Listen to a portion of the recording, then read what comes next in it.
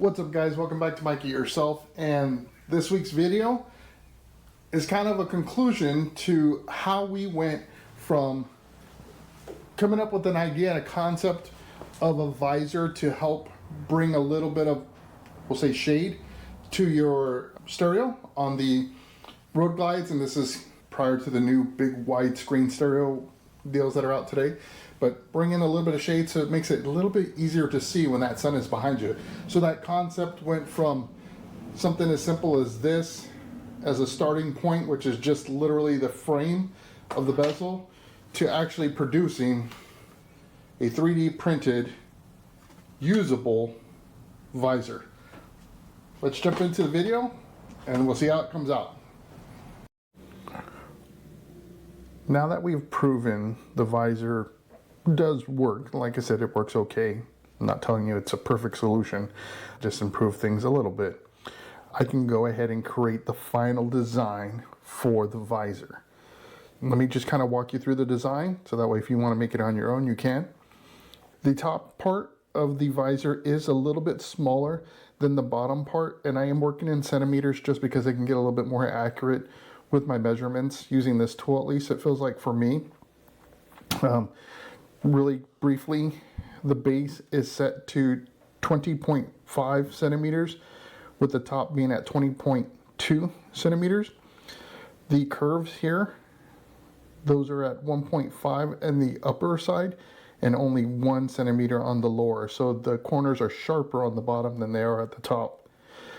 The height of this, I believe, is 10 millimeters or 10 centimeters, sorry. And then for the thickness of this, basically how thick is that plastic going to be, I'm making it, I think I'm going to go with 0.15 centimeters. So that gives me a decent amount of thickness. I don't need it to be this like really thick part, or at least I don't think so. Time's going to tell, like once the sun sits on it for a little bit or something like that, if I see that it starts to warp, then I know I'll need to make it a little bit thicker, and I can always adjust my sketch. So this is being done in Autodesk Fusion. It's definitely a tool that you have to do a little bit of research, right, to learn. So let's jump into the actual 3D image of it so we can see what this looks like. So what I've done now is same design, it's just the 3D version of it. I've added out a lip around, and that's what's going to allow for the visor to be held in place with pressure from the stereo on the back side, and then this being hitting the fairing on the front side. So if I rotate this,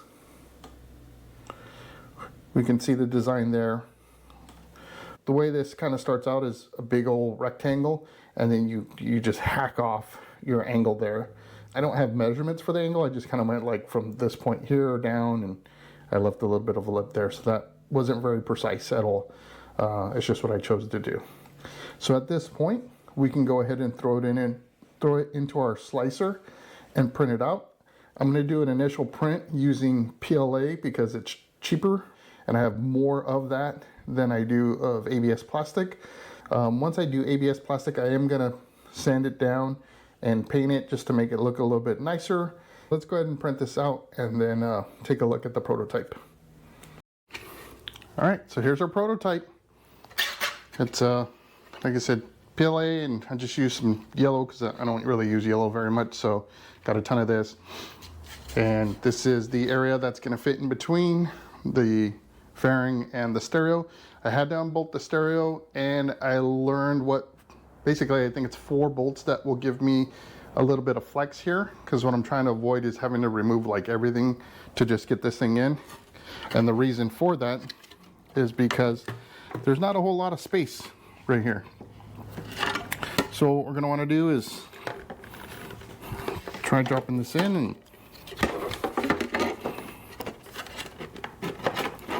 going to go ahead and put some pressure on this.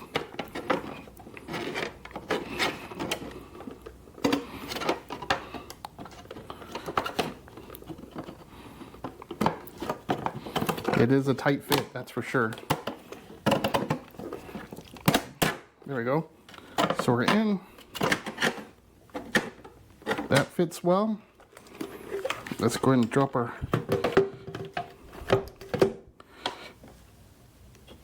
stereo in there roughly. And let's take a look at the other side. There we go. So it's looking good. I've got the full view of the screen, so none of it's being cut off. It's not pushing up against it right now just because I don't have any of the bolts in, since this is just our little prototype, but I think we got a really good fit. Cool. So we can go ahead now and make the ABS version of this, sand it down, paint it, put it all together, and see what it looks like. So let me go ahead and get the sand in, and then we'll paint it. All right, so we have our ABS version of it.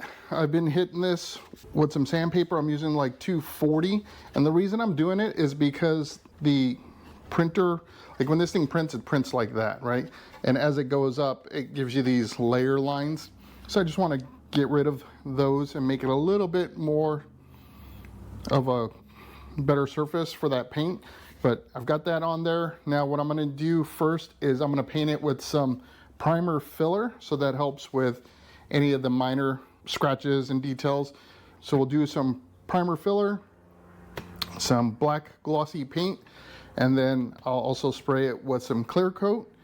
Once I get the clear coat on, I'll do a quick wet sand with some really high grit, like maybe 3,000, 5,000, and then hit it one more time just to make sure that it looks its best, right? So that's going to be the process. So let me go ahead and get at it. And I'm just using spray paint, nothing fancy. So we've got our base of primer on here. This is that, like I said, sandable filler / primer. So I just went through and basically it's like buffing it, but with 800 grit. So that way I just knock down any of the bumps or whatever. You got to wipe it down before you sand it though, because there's like, it's almost like a dust that sits on it when it dries. But yeah, so anyhow, that's what that looks like. Just so you know, this is the one I'm using. It's Rust-Oleum's. It is automotive primer, but it's a 2-in-1. So I'm using that with my Second Amendment sprayer. And yeah, so now we're going to jump into the coats of black. And as we go through the process, that's where the magic's going to happen. I'm just kidding. It'll look better. I suck at painting. Okay, so we've got about like 4 coats of black on this thing, gloss black. This is the paint I used. It's Rust-Oleum automotive enamel. Now I'm going to start hitting it with some clear. I'm using this 2X Ultra Cover Gloss Clear. This is not the expensive stuff where you have the 2-part deal and you pop the bottom. This is not that. This is your general clear coat, so I don't need it. I don't need the fancy stuff to do this ABS plastic, but I'm gonna go ahead and throw probably like a good 3 or 4 coats on this, wet sand it one time, and take a look at what it looks like after I polish or buff it out. All right guys, so here is our painted product. I've just finished hitting it, wet sanding it with some 7,000 grit. I've got 4 coats of that clear on there, and now I'm just gonna buff it with some polish. So I'm treat it like car paint and then throw it in there, and then we can take a look at what it's gonna look like in the bike. All right, so there you go. It's looking good. So I do have to say, and I could have totally not mentioned this at all. I'm not perfect, that's for sure.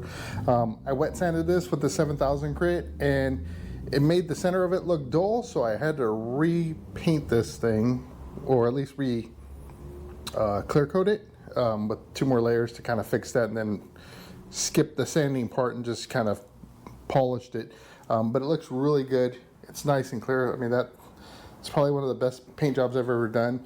I also do people's houses, so if you want your whole house spray painted by Mike, let me know, and I'll come by and I'll skip the 7,000 grit too on your home. So yeah, anyhow, all I need to do now is button up all the bolts or whatever, and we'll take a look at the finished product, like what this looks like when your bike doesn't look like it has had better days. Before I get things all buttoned up, I did want to point something out.